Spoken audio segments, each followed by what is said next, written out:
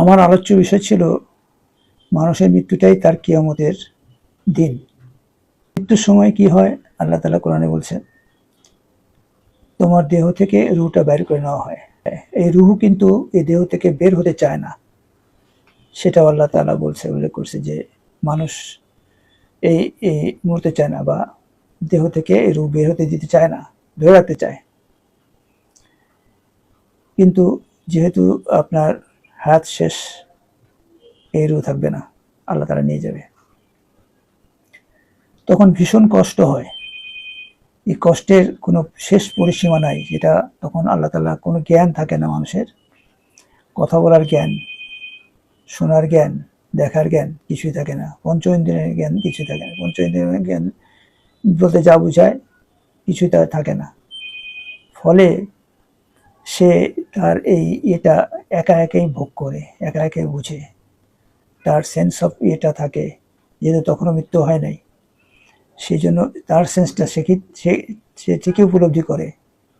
বলার কোনো স্কোপ থাকে না, বুঝাবার কোনো স্কোপ থাকে না। যদি বলে যেতে পারতো কেউ, তাহলে সব মানুষ সোজা হয়ে যেত, সব ফেরেশতা হয়ে যেত আমরা। মৃত্যুর এই ভয়াবহ চিত্রটা কিছু কিছু তো বর্ণনা আল্লাহ তাআলা দিয়েই রাখছে। সেই সব ক্ষেত্রে সেটাকে বিশ্লেষণ করলে বোঝা যায় যন্ত্রণাদায়ক একটা অধ্যায় এটা। এবং প্রকাশ পায় যে মৃত্যুটার সময় পা থেকে আপনার শরীর অবশ হওয়া শুরু করে। এটা অবশ্য আমার নিজের চোখে দেখা, আমার বাবা ওইভাবে মৃত্যুবরণ করছে, যে পা থেকে অবশ হওয়া শুরু করছে আস্তে আস্তে আস্তে আস্তে। তারপরে তখন সে অচেতনই থাকে, মানুষ সচেতন থাকে না। কিন্তু মানুষের দেহ যে উত্তাপ, সেখান থেকে তো বোঝা যায়। তো যারা আশেপাশে থাকে তারা বুঝতে পারে। তো দেখা গেছে যে পা থেকে আস্তে আস্তে মানুষের যে উত্তাপ কমতে থাকে, তার মানে তখন সেই এই জায়গাটার রক্ত প্রবাহ বা আস্তে আস্তে সেগুলি কমতে থাকে। এবং তারপরে এক সময় যখন রূহ বাইর হয়ে যায়, তখন শরীরটা ঝাঁকুনি দিয়ে ওঠে। এটা আমরা সবাই জানি, অনেকে জানি, অনেকে দেখেছিও। ঠিক যখন রূহটা বের হয়ে যায়, তখন একটা ঝাঁকুনি হয় শরীরের মধ্যে। এরপরই শেষ নিথর। তখন আমরা বুঝি যে মারা গেছে। তো এই যে মারা গেল, তার মানে রূহটা নিয়ে চলে গেল, আর ফেরেশতা দুইজন ছিল, সেও চলে গেল। এইটাই হচ্ছে, আমি বলছি, কিয়ামত মানুষের জীবনের জন্য। কেন? এরপরে যে আপনাকে জিন্দা করা হবে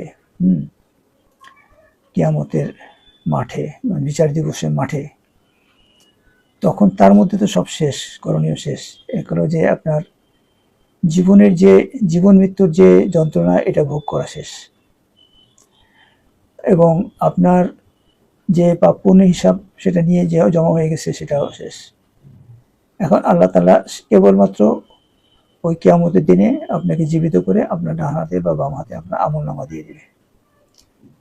তো এই যে সারা জীবন যা কাজ করলেন, সেটার যে আমলনামাটা, তখন ওই কিয়ামতের দিনে, দ্যাট ইজ আল্লাহ তাআলার কিয়ামতের দিনে, আপনার যে কোনো একটা হাতে একটা আমলনামাই দিবে।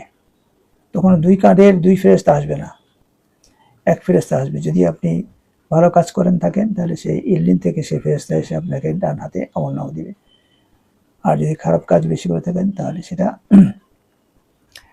সিজ্জিন থেকে ফেরেশতা এসে আপনাকে বাম হাতে আমলনামা দিবে। একটাই ফেরেশতা আসবে আপনার জন্য। এই যে একটা ফেরেশতা আসবে, এই বিচারটাই আল্লাহ করবে।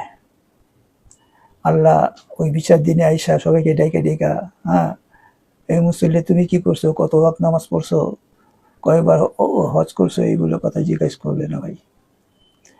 ওই যে ইল্লিন সিজ্জিনে যখন জমা হয়ে যাচ্ছে, আল্লাহ তাআলা তখনই এটার বিচার বিশ্লেষণ করে সিদ্ধান্ত নিয়ে নিচ্ছেন যে জামালউদ্দিন গাজীর ডান হাতে আমলনামা দিয়ে দিও, বা অমুকের ওই ডান বাম হাতে আমলনামা দিয়ে দিও। তো এই যে এইটাই হলো। তাহলে কি আপনার মৃত্যু পরবর্তীতেই আপনার সবকিছু হয়ে যাচ্ছে। তার মানে এক হলো মৃত্যু যন্ত্রণা পেয়ে আপনার রূহ বাইর হয়ে যাচ্ছে, আপনি মৃত্যু যন্ত্রণা ভোগ করতেছেন, চূড়ান্ত মৃত্যু যন্ত্রণা, কঠিন মৃত্যু যন্ত্রণা, যেটা আপনি ছাড়া আর কেউ দেখতেছেন না, বুঝতেছেন না। আর হলো গিয়া সঙ্গে সঙ্গে আমলনামা চলে যাচ্ছে এবং সেটা ফায়সালা সেখানে হয়ে যাচ্ছে। তার মানে আপনার কিয়ামত কিন্তু আপনার মৃত্যু দিবসেই সব কিছু হয়ে যাচ্ছে। আর বাকি যা আপনাকে যে কিয়ামতের মাঠে উঠানো হবে, এটা হবে আল্লাহ তাআলার সেই প্রতিশ্রুতি থেকে একটা সিমটম, এবং আল্লাহ তাআলা সেই কি বলে কিয়ামতের মাঠ, হ্যাঁ, সেখানে সবাই উলঙ্গ থাকবে, কেউ কারোর দিকে তাকাবে না, কিন্তু সেই দিনে সবার কিন্তু উলঙ্গ থাকবো আমরা। তারপরে যখন আমার ডান হাতে আমলনামা দেওয়া হবে, ফেরেশতা এসে আমাকে জান্নাতে নিয়ে যাবে আদর যত্ন করতে করতে। আর যখন বাম হাতে আমি আমলনামা দিব, তখন আমাকে টেনে হিঁচড়ে নিয়ে যাবে জাহান্নামে, কারণ আমি জাহান্নামে যেতে চাইবো না। আমি কিন্তু বুঝে গেছি যে আমি জাহান্নামী, কারণ আমার বাম হাতে আমলনামা দেওয়া হয়েছে। তখন আমি যাইতে চাইবো না, সেই জন্য আপনাকে টেনে হিঁচড়ে নিয়ে যাবে। আর যখন ডান হাতে আমলনামা পাবেন, তখন আপনি বুঝবেন যে আপনি জান্নাতি, এবং আপনাকে জান্নাতের ফেরেশতারা খুব আদর যত্ন করে নিয়ে যাবে, আপনি খুব খুশিতে যাবেন। এবং জান্নাতে যখন প্রবেশ করবেন, তখন আপনাকে সেই কাপড় চোপড় দেওয়া হবে, এবং জান্নাতে সবাই ঢোকার পরে এবং জাহান্নামে সবাই যাওয়ার পরে ময়দান খালি, পৃথিবী খালি হয়ে গেল। নতুন একটা শস্য ক্ষেত্র, কি বলে, জমি, শস্য ক্ষেত্র বলেন, যে বলেন, মানে একটা বিস্তীর্ণ জমি, মানে পৃথিবী নতুন আকারে তখন আল্লাহর কাছে প্রতিমান হবে। আল্লাহ তাআলা আবার এই জমিনকে নতুন সৃষ্টি দিয়ে সাজাবেন। এই হচ্ছে কিয়ামত। এবং এই জান্নাতবাসী যারা হবে, তখন সব জান্নাতবাসীকে নিয়ে, যেমন আলমে আরওয়াতে আল্লাহ তাআলা একবার আসছিলেন এবং সবাইকে বলছিলেন, আমি কি তোমাদের প্রভু নই? ঠিক আছে না? এরকম এই জান্নাতবাসী যারা হবে, তাদেরকে একবার দর্শন দিবেন, একবার।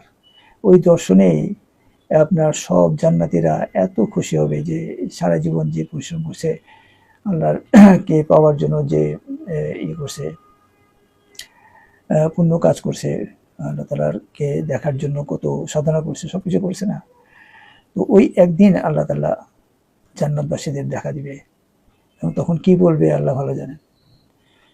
তো এই হচ্ছে সবকিছুর খেলা। এই জন্য আসলে আমাদের জীবনটাই হচ্ছে আপনার কিয়ামতের আলামতের শেষ পর্যায়ে। এটাই আমি বলতে চাচ্ছি আর কি। আসসালামু আলাইকুম।